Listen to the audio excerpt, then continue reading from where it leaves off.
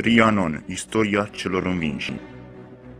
Tratatul de la Trianon a fost semnat la data de 4 iunie 1920 între puterile aliate învingătoare în primul război mondial și Ungaria în calitate de stat succesor al Imperiului Austro-Ungar. Documentul stabilea granițele Ungariei și recunoștea unirea Transilvaniei cu România așa cum fusese ea stabilită la 1 decembrie 1918. Tratatul a avut în vedere în principal respectarea principiului naționalităților. În perioada interbelică, acesta a fost ținta tentativelor repetate de revizuire din partea Ungariei. La Budapesta, acest fapt este considerat de mulți istorici drept o tragedie, în urma căreia acest stat ar fi pierdut 70% din teritoriu, însă părțile de teritoriu pierdute de Ungaria erau locuite de populații nemaghiare. De aceea, în regiune, acest fapt este considerat de mulți istorici drept un act de justiție. Un an înainte de semnarea tratatului, pe 6 martie 1919, Regina Maria a cerut o audiență la prim-ministrul Franței, George Clemenceau.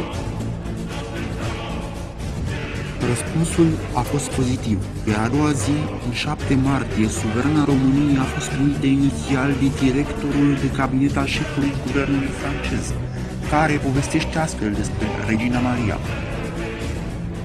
Avea o aliură deosebită, o adevărată aliură de regină, înaltă, frumoasă, foarte bine făcută și cu acel nu știu ce care caracterizează o adevărată doamnă și se impune întotdeauna.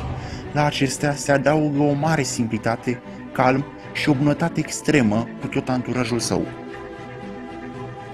A urmat întrevederea lui Clemenceau, prevăzută pentru o jumătate de oră, dar care a durat aproximativ 2 ore.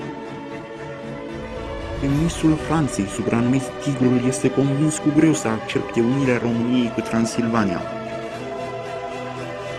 Leoaica i-a cerut în schimb Tigrului partea leului. Conform relatărilor reginei Maria, taciturnul și neînduplecatul șef al executivului francez i-ar fi cerut să-i vorbească despre pretențiile țării sale care să fie trecute în tratatul de pace de la Paris.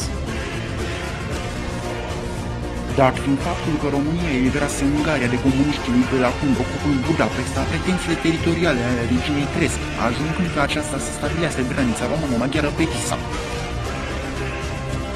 Premierul îi transmite reginei că o asemenea modificare teritorială nu poate avea loc, aceea fiind partea leului. Răspunsul reginei este pe măsură. De aceea, domnule prim-ministru, Leoaica se adresează vărului ei Tigrul. A doua zi, Clemenceau, sedus de Maria, i-a spus negociatorului român: o regină ca a dumneavoastră trebuie primită numai cu onoruri militare, comandante, de mareșalul Foc în persoană. Regina Maria avea însă un nas în mânecă. Era verișoara primară a regelui George al Marii Britanii și ceruse în prealabil ajutorul. În perioada interbelică, Ungaria, Germania și alte state au încercat să schimbe cursul istoriei așa cum fusese el stabilit la finalul primei conflagrații mondiale. Însă, în cea mai mare parte, prevederile acestui document au fost repuse în vigoare la finalul celui de-al doilea război mondial. În ziua de astăzi, Imperiul Austro-Ungar nu mai există, iar România Mare este separată de Prut. Rivalitatea dintre cele două popoare ar fi trebuit să se stingă și acesta și întâmplat.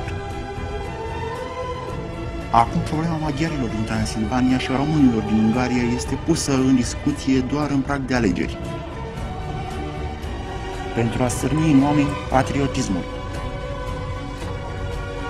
Astăzi nu mai este ce a fost ieri. Astăzi facem parte din ceva mult mai mare. Facem parte din Europa. O Europa unită și puternică. Europa pentru toată lumea.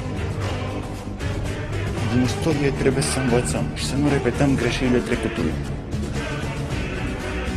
Acum este tot ceea ce contează, fiindcă acum se scrie istoria.